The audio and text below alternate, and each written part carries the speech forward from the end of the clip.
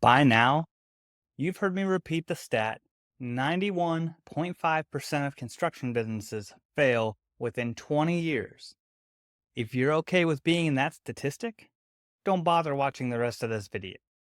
For the rest of you, I'm going to compress years of executive experience and teach you 3 ways to qualify general contractors as a subcontractor. If you don't know who I am, I'm Josh Lupker. I'm a fractional CFO and COO for construction subcontractors. What's up, y'all? Welcome back. If you're looking for content on subcontracting finance and operations, please like the video and hit the subscribe button below. And with that, let's get into it.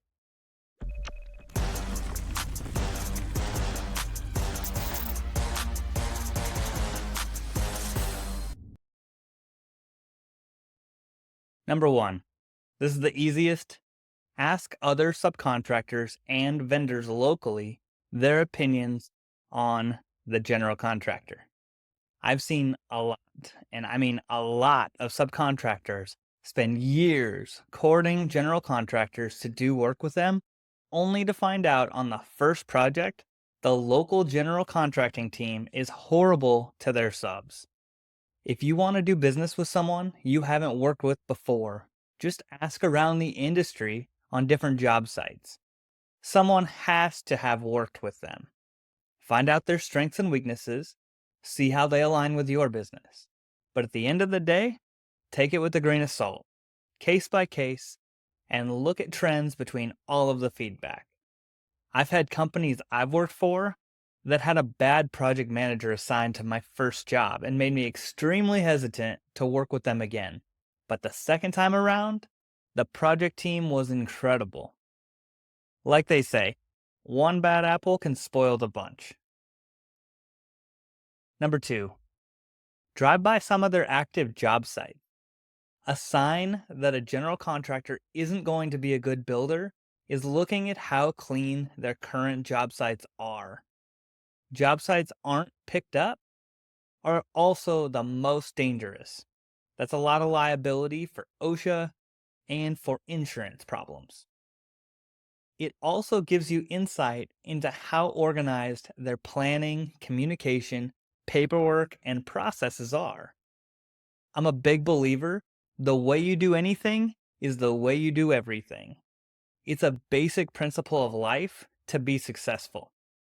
If you don't sweat the small stuff, the overarching goals won't shatter into failure from 1,000 tiny problems. And finally, number 3, don't fall victim to the low bid mentality. Every quality construction influencer talks about this. That's because it's so important.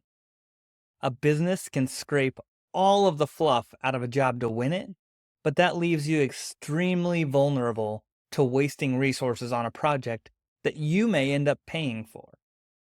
2 thoughts on this.